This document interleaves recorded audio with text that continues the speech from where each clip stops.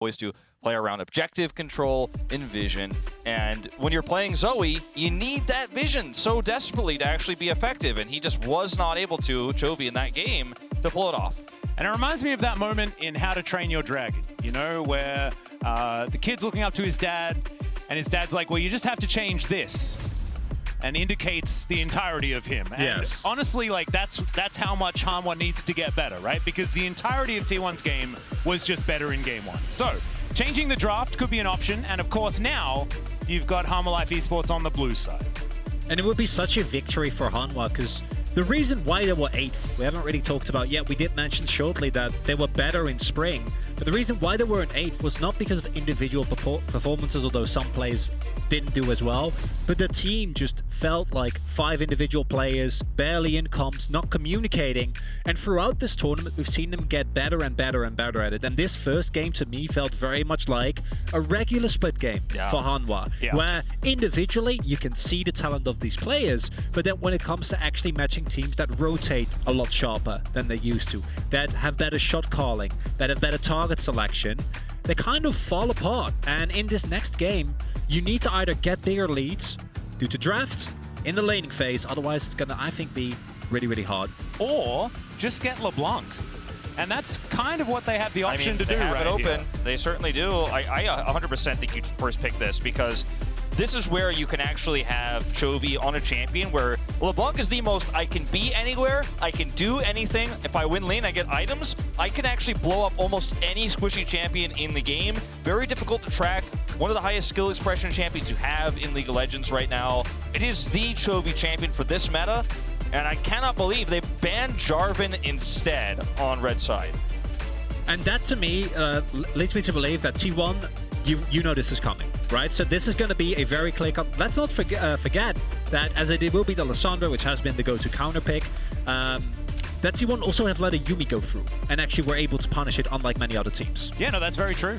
Faker had gone for the Lissandra. Actually, like, part of me wanted Faker to pick Morgana for revenge against Pawn in 2015, but not going to be the case. And of course, doesn't work the same way as it used to, as Varus being considered once more. This was Deft's go-to pick back in the day when Varus was out of meta, actually. Yeah. He'd play the lethality Varus when he felt like a lane was something that he wasn't going to be able to win, and now up against the Aphelios, he's going back to it one more time. I believe we have not seen Varus at all so far yet at Yeah, Worlds, I think this right? is the first time, and he's going to lock it in here early on. Now, the Xin Zhao, I'm not a huge fan of, but you do have a lot of poke, obviously, with both the LeBlanc and the Varus to set up engages before the Xin Zhao actually goes for that full-on engage, but did not go well for Willer last game, and so a little bit shocked that he's shying away from the Viego, or at least saving this pick until later.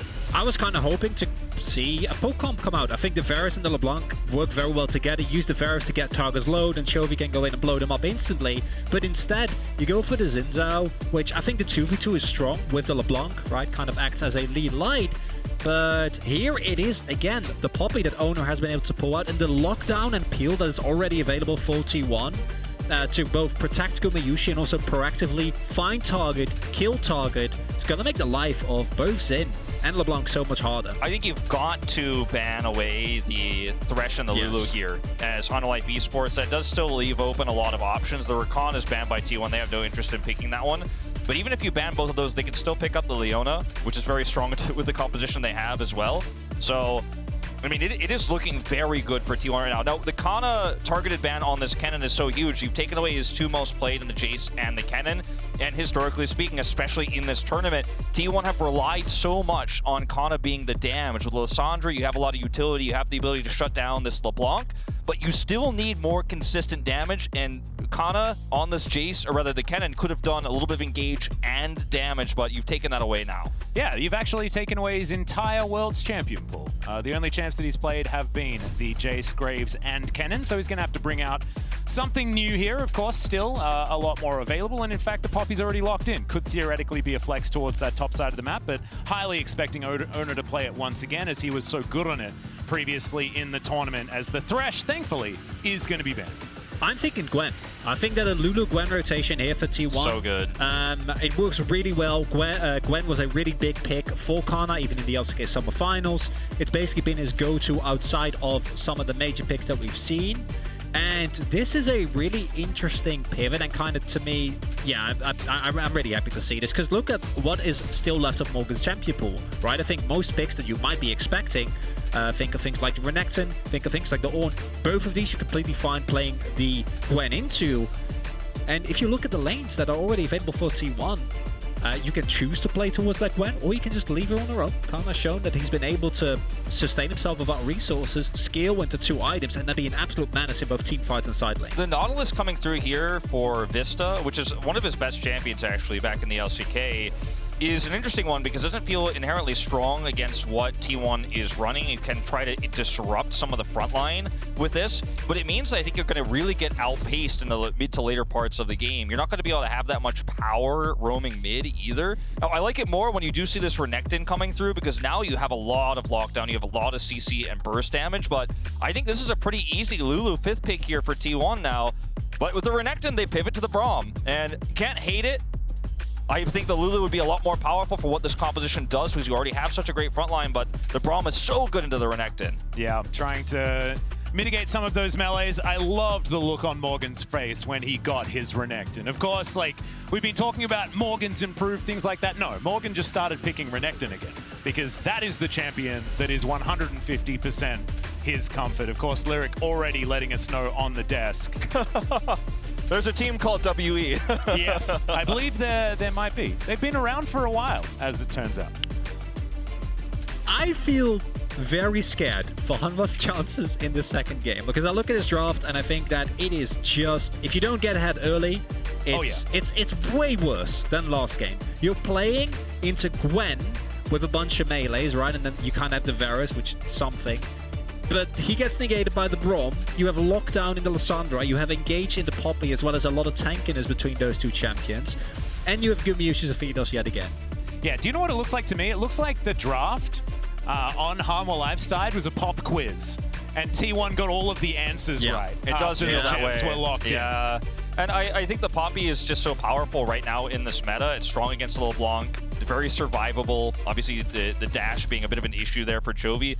I think Chovy's and Hanwha Esports' win condition here is going to be blowing up Gumiusi. If you can blow him up, this team's composition in terms of sustained damage goes way down. So you're gonna have to protect this guy. You're gonna have to make sure you know where Chovy is at all times. You need to know where Varus is. You need to track him, because if he ends up hitting an arrow, then Chovy dashes in and gets that kill. Suddenly, it's a 5v4 fight that Hanwha Esports wins without Aphelios almost every single time. So that's got to be your win condition. Even then, I think in the late game, once Karma has 2 or 3 items, that is not enough anymore. Like, that, you still need to take into account how much damage this Gwen is going to be able to do.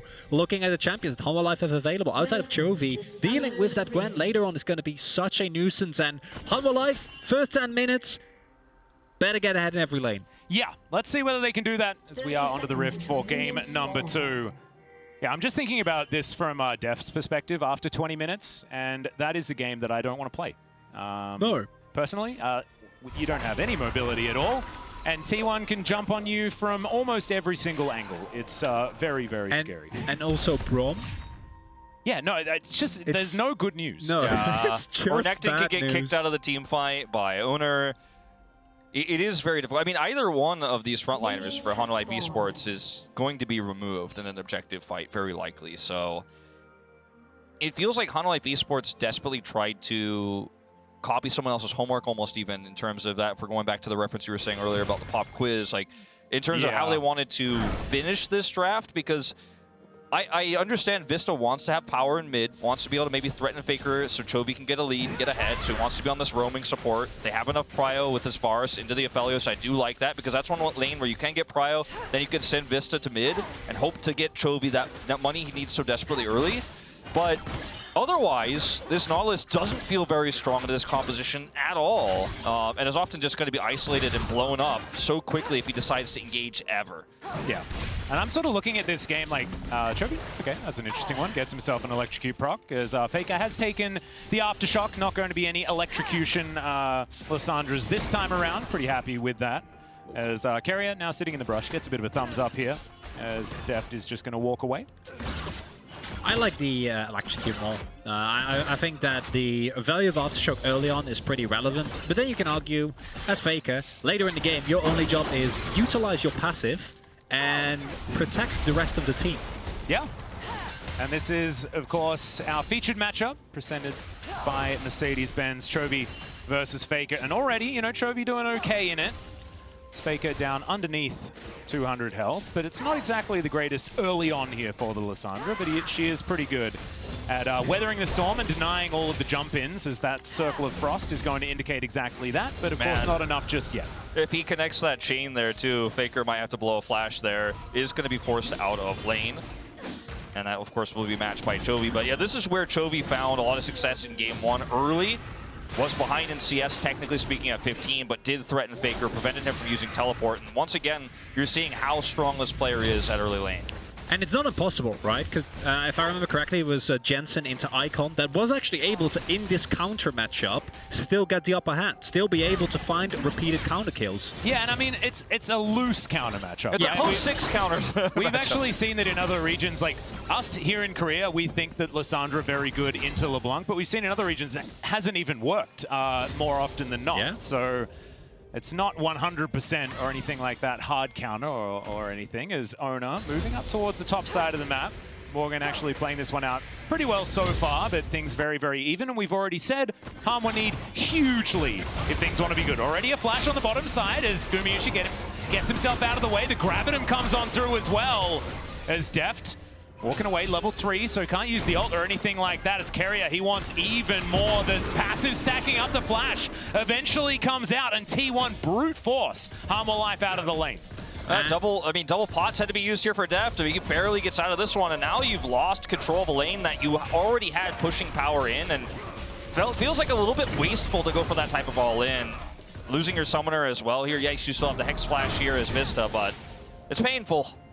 One upside here is that if you can set up a play or maybe a possible dive around Gumayushi at some point, now that the flash isn't available, that might provide you a little bit of counterplay, but as a whole, probably going to be the same story which you've seen throughout the entire tournament, which is Gumayushi gets Aphelios as Faker. Yeah, gonna have to claw his way out, and he does so. But Chovy once again with a lot of control on the wave. And now, if Faker goes home, it's going to be a lot longer before he makes his way back to the lane, as Vista also unlocked on his way back in after having to blow that flash bottom side. So the type of play I was talking about with this Nautilus that we see from Vista all the time. It's something Carrier loves to do. Effort, of course, from the LCK, very famous for doing this on the Nautilus, where if you have something like a Varus, you can keep that lane pushed, you have the prio, and then you just come up mid, and if Faker is not here, obviously you don't look for the pick, you just help push the wave up and grab some of that extra CS. So it's being nice here for Chovy. Will we get a free back as a result? Liking this from Vista, helping out Chovy, who really wanted to back there, but the wave not actually crashing. So getting a little bit of help there from his support, making sure that those stacks stay down and you share the gold that is available to you.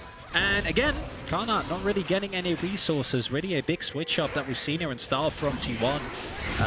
Especially recently where they have been focusing so much on Kana, but so far, it's working out fine, right? Gumayushi and Carrier are able to generate leads quite aggressively.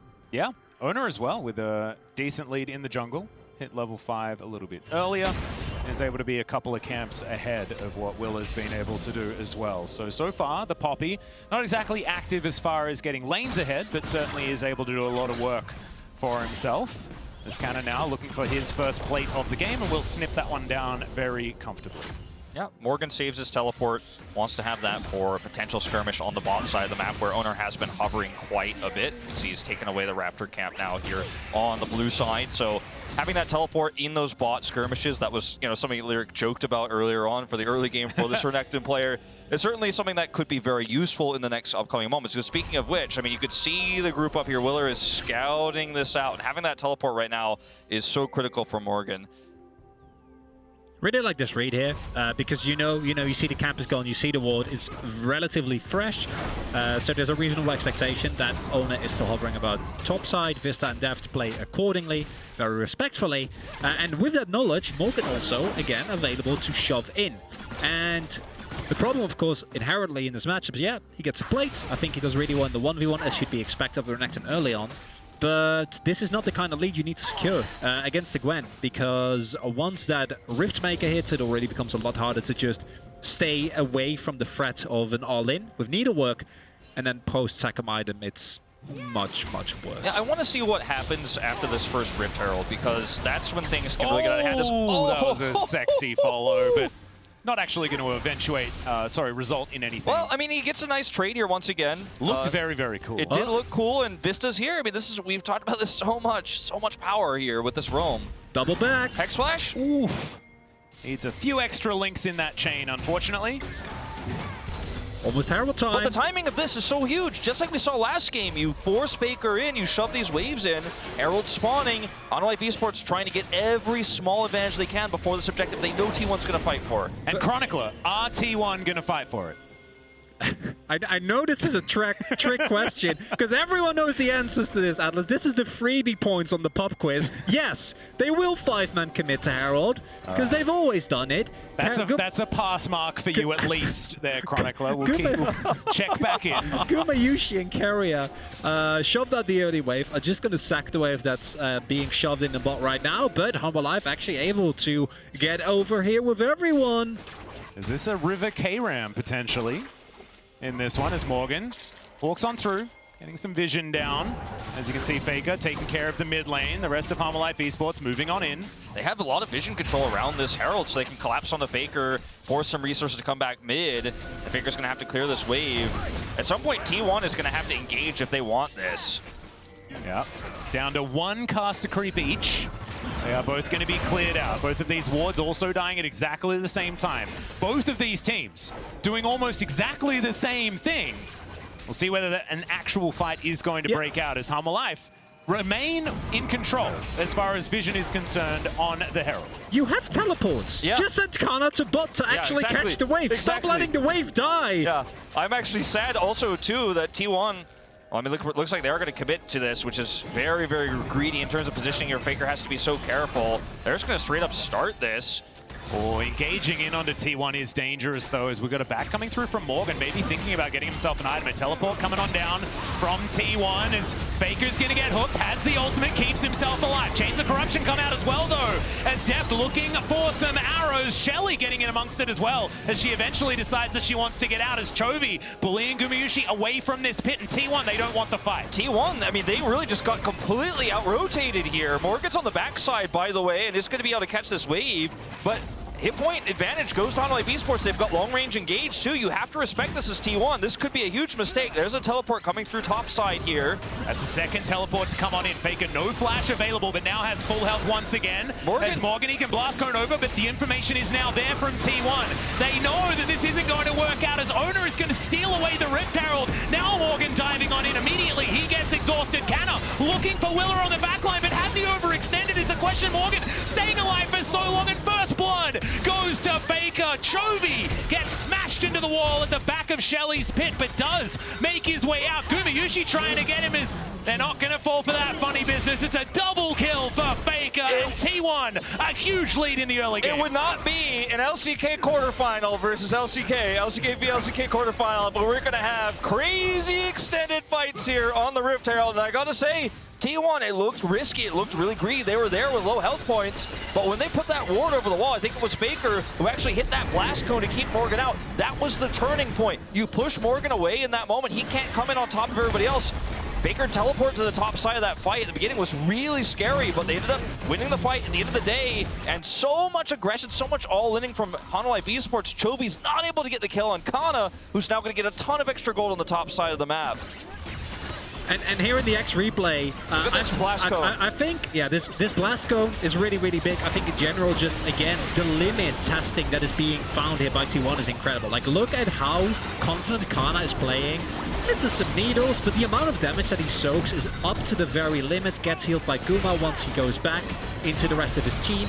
Barely stays alive as Chovy goes in, but in the end, it's T1 that's standing. My main issue with this fight is not how well it's played out, because I think both sides did well, but why did we stand there for 2 minutes as multiple waves were just being thrown back and forth in that bot side? Not necessary at all. However, like last game, the fight I think was played out nicely by both sides, and the end result, T1 is the one that are very, very happy by the end of it. I think the pessimistic LCK caster take on this is not a good look for our region, but you know what? It was certainly flashy, okay? No, it was beautiful. Disappointed Dad Wolf makes his return to the world stage. I like it.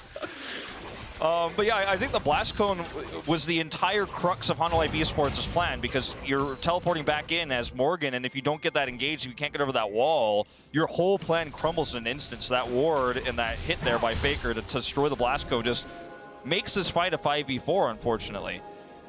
So we're going to see a bit of a support battle here on the bottom side of the map. This Drake is the next objective to contest, and right now, Faker has control of the mid wave. Owner's got the faster rotation. Yeah, Deft actually going to have to cleanse very early on in this one just to get rid of some Winter's Bite slow. As the ult does go wide there from Carrier, was expecting him to walk into the brush, decides to take the long way around, but it doesn't really matter. They get the cleanse, they also get more plates here. And Deft is being pushed way back. And I think that that fight around the Rift Herald was a massive Hail Mary from Hanwha Esports. They sacrificed so much because they needed to win that. And it feels like it was backbreaking because T1 now with a lead and the composition that scales so well moving further forward. Hanwha Esports very quickly running out of options this game. And trading even here, like, yeah, maybe Morgan, you know, is able to pick up extra plates compared to Gumayushi, but it's, who does the gold go to? Yeah, sort of trading even, but not really, right? Because you're splitting the gold in a Renekton versus, I mean, yeah. Gumayushi's getting all the money. And even if it was favorable, you're still scaling worse. Yeah. So, like, even trades or slightly favorable trades are still bad trades. And in of itself, it says a lot that you call a basically, like, what was it, 8-10 minute fight with a composition already their Hail Mary. Like, that's not a good place to be in as a team. And I think that this is something that we've seen Hanwha do a lot domestically, right? Like, this is one of the reasons why this team has faltered so much in summer. And we can still see in these plays, how good these players are. Yeah. But that's not good enough anymore, because T1's players are also very, very, very, very good. T1, I feel like as soon as they decided they were going to put Owner in the roster, they fired the DD from their coaching staff, right? We saw this upgraded T1 that made it to the summer finals. Their macro just suddenly, very steeply exploded into world class, right? And you see these rotations from Faker. Part of the reason why they picked the Aphelios is because they know that they can lane swap, go top, and then threaten plates while also gathering for a Rift Herald. Plays like this and group ups like this are why this team is one step ahead of Hanwha Esports in terms of macro. And Hanwha is just not matching, right? I mean, there were so many opportunities for Morgan to use that teleport to do something else, but he decided to go for the flank, the one Hail Mary that didn't work. And I mean, these small decision-making advantages that T1 have put us at a 3K gold deficit for Hanwha Esports. This is something this composition can't realistically recover with. What was the score again in the regional gauntlet? It was 2-3. Yeah, it was definitely But how did it start? I think it's, if I remember correctly, Are we going to the Camille again? It started with a 2-0 for T1, right? I wasn't going to talk about that yet. You were saving. Oh, I'm so sorry. That's a you were game 3 saving conversation. it. We're gonna have that because I'm sitting back. I'm subdued. You know, I'm joining the T1 narrative. It's not Atlas's first rodeo, okay? He's been around the block a few times. He knows how to spin the narrative. We might have to do some real web spinning, man. We might see at least in Game 3 at this point with how things are looking right now, because this is not a game, again, that Hanwha Esports can realistically recover from unless they get some kind of gimme picks or make a heroic play, and it's going to have to be Chovy, I think, who looks for it, because right now he's a LeBlanc sitting under turret. And that is what I want to talk about, like, how do you get back into this game as Hanwha Live? And it relies on T1 making, I think, pretty big mistakes, because the amount of damage that are available now, I think, in terms of, like, base champion damage, is still enough, right? I think the next 10 minutes, you're still able to find something, but you're talking about someone from T1 overstepping, getting taken down, there's a lot of pick potential, right? And then you take down one member, you move up to the objective, and then T1 eats 1 or 2 arrows too many, right? Deft is approaching, hopefully, his second item already has the Serpent's Fang, which has a lot of value against the T1 comp. And then once you've gotten that done, maybe you can snowball that into a Baron, and from that you can turn the gold lead and keep the tempo high. But it doesn't look like T1 is going to let them do that. I mean, they also have a Braum. Yeah. So I don't know, how, like, Well, yeah, I'm not it's saying very it's difficult to I'm get not these saying it's a arrows good to plan, do Atlas. anything. Yeah. I just want to provide. We need a plan. It was it's a not desperate great. attempt. It was a desperate attempt, and I appreciate you taking it. I mean, the other thing is, like, right now is Chovy, watch him try to find any damage, and it's just not realistic. Well, the rest of the team coming on over. Shirley's down very, very low as it's the flash on forward to get things started, but Willa just throws his life away in the end. Canna, yep, pretty immune right now as Vista looking to try and get his way out. Oh, not quite able to land the passive just there as the piercing arrow does a lot of work. Canna eventually, with the help of a few dots, is able to take down the Nautilus as over the wall goes Chovy and into the death chamber with him as Morgan as well trying to walk his way out. T1 extraordinarily far ahead right now, 5-0 in the kills. Shirley steps up and they're looking to break down this turret as Canada's standing in, getting a bit of his thumbs up out there. And this could just be 2 turrets right here. That right there is why T1 left the LeBlanc open. They knew it had to be picked up. You can't let that champion go to fake it. Chovy picks it up. And then you have a composition that doesn't let the champion play the game. I mean, every time Chovy goes for something, he gets blown up. Everybody's grouped up. You've got a Braum. There's a lot of CC here on T1's side, and you're trying to poke a Poppy. I mean, that was the target they chose. The Crescent Guard wasn't on the target you want. You have to be able to hit those squishy back targets. We see a flash is burned here.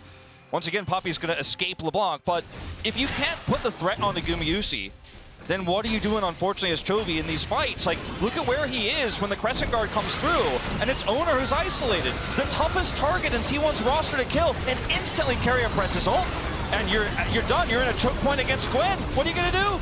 And this is such a key Hanwha Live thing. Well, I think that engage from Willa, when the rest of the team is ready, that can win you a fight. I actually think it's a nice attempt to try and split up.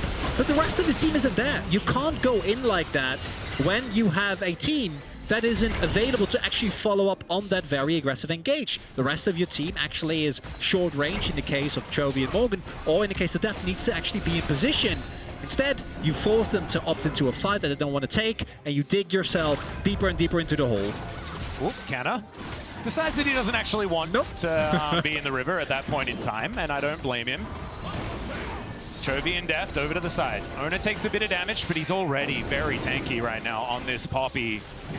He can't all-in Faker. His Faker's ult's up. You can't all-in Gumayusi because Keria is with him non-stop. You need everybody to go in all at once. They're still trying to find something, though, as Canna dives on forward. It is going to be T1 locking down the Drake, but can they win the fight? And I think that the answer to that is yes, as Chovy able to get back over the wall as the Poppy, very, very low, but is going to survive. We have a Mountain Soul this game, but we also just have an extraordinarily powerful T1, so I don't think Souls are going to be a conversation that we'll need to have. The engage here for Hanwha Esports, I mean, the coordination is so hard to pull off, but again, as you mentioned, Chronicler, Chovy's on the left side of the fight, and there's a Poppy between him and the team that the rest of his squad is trying to get on top of. You've got Keria in a perfect spot. You've got Faker with his ult at the ready, so how do you crack this? How do you break through? And the answer is, so far, they have not been able to at all whatsoever. Owner's taken away so much of Willer's jungle that he's starting to have a pretty huge experience lead. Is a level up here, 40 CS up, and they're going to try to take some more. Yeah, you can see Faker clawing his way over. And these moments where you let the LeBlanc through and prove why you're not afraid of it means the rest of a best of 5 like this is so terrifying, because suddenly you're like, well, do I even want to prioritize LeBlanc for Chovy going into game 3 or 4 or 5 if you were able to bring it back? I mean, this is just a complete outclassing right now. And I stand by the fact that Hanwha Live making it to quarters in the first place was a big accomplishment for a team that has had an incredibly rough summer, that has been unable to match a lot of the other talent that we've seen within the LCK. And they leveled up throughout the tournament. But unfortunately for them, T1 are also not the same team that they were coming into the regional gauntlet. I think you said it at the beginning, Atlas. How much have they improved thus far? I feel like we're getting a pretty clear answer. Yeah, no, I think this is definitely more than what we've seen from T1 so far. They have risen to this occasion, whereas it feels like Hanwha have regressed to a lot of what their former mistakes were, I think, in draft and out in this series. But having a slow start to a best of 5 is something that they've also done.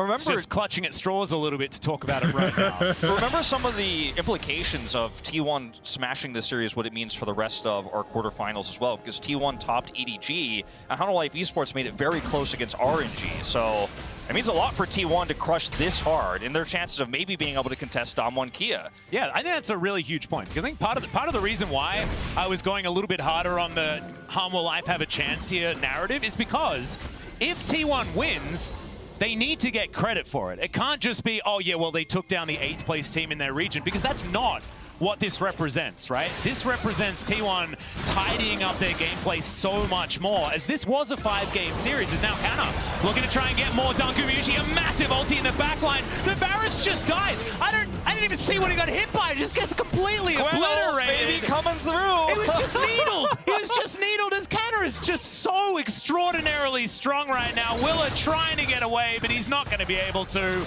Gets the thumbs up, and Canna is indeed unstoppable. And this is giving me flashbacks to what we saw, as he might still get popped here. Well, we'll see how immune he's going to be.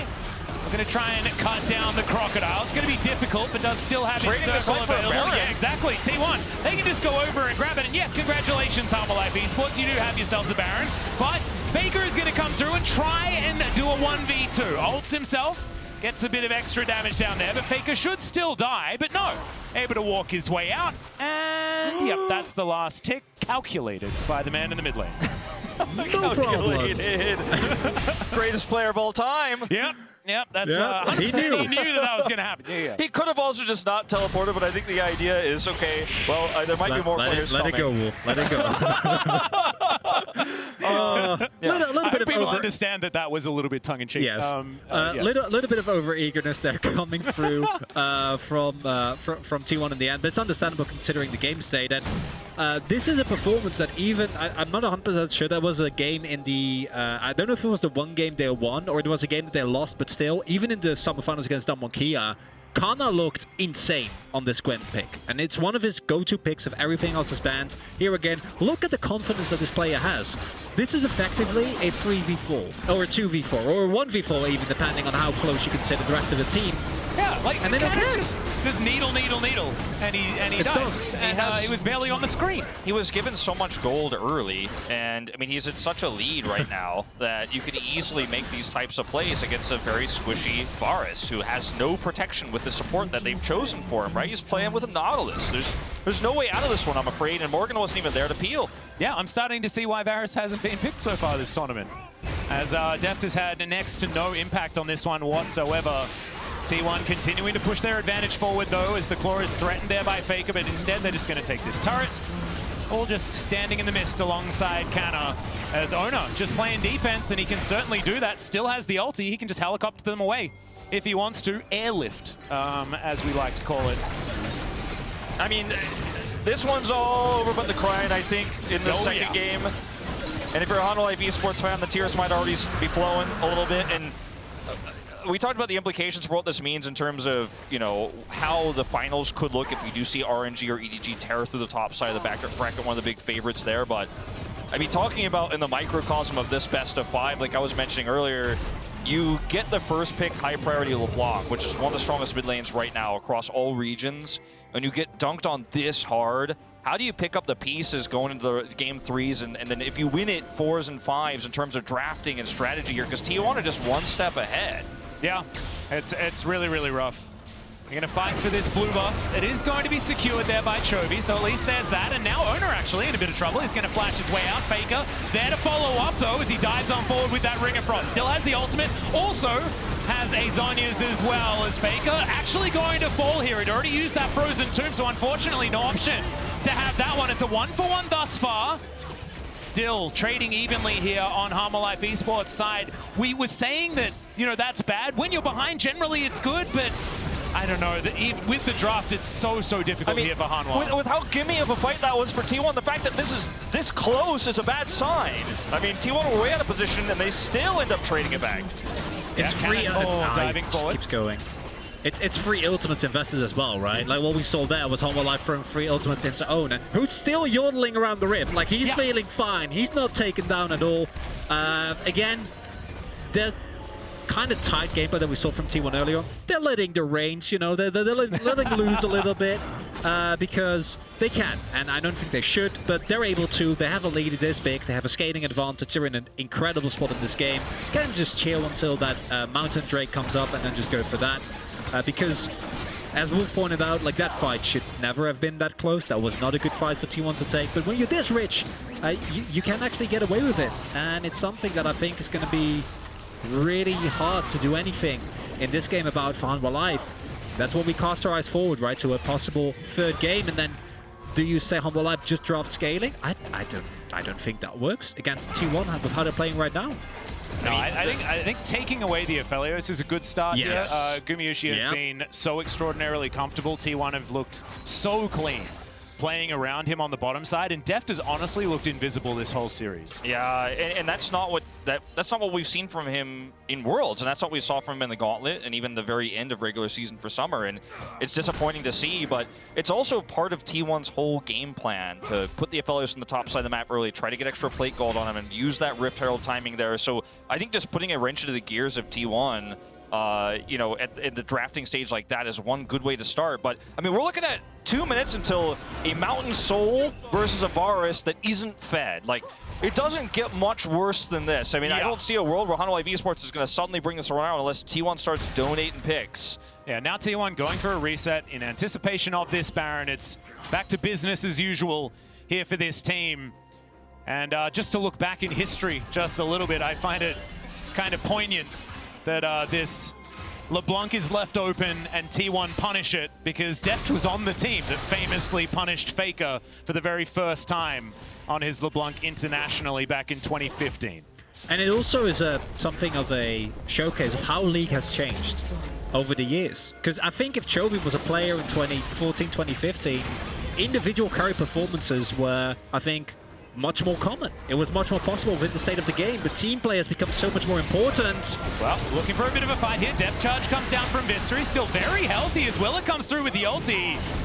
Okay, ult down now for Ona, so no one going to be disengaged just yet, but they've barely gotten through the health bars as Morgan comes around for a big flank.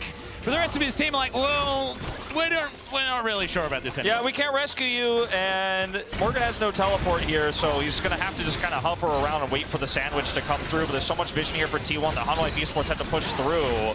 And it's going to rush it down. Morgan can dive on over the side. Steadfast presence is going to be there, and the Poppy locks down the Baron. Now can they win the fight, though, as they immediately just run over Chovy. And with Chovy dead, there is nothing left. It's a triple kill for Gumayusi, and Dep finds himself alone. I think this is the end for Hanwha Esports in game number 2. As Deft not going to be able to cleanse again, and that's going to be the ace given over. T1 storm down the mid lane in an extraordinarily dominant first 2 games. They'll bring themselves to match point. They've neutered Deft in the early game. They prevented Chovy from getting a lead back-to-back game after game here. Chovy's not able to carry. He's not able to pop off. Morgan not getting ahead. And these early game, extremely tempo-based compositions that we're seeing Hanwha Esports try to run into an extremely macro-aware T1. A T1 that's playing the early game around Herald control well, a T1 that's controlling vision well, is not where you want to be as Hanwha Esports. Maybe just draft all scaling. Put yourself in a position where you could play something like a Camille, where you've seen Morgan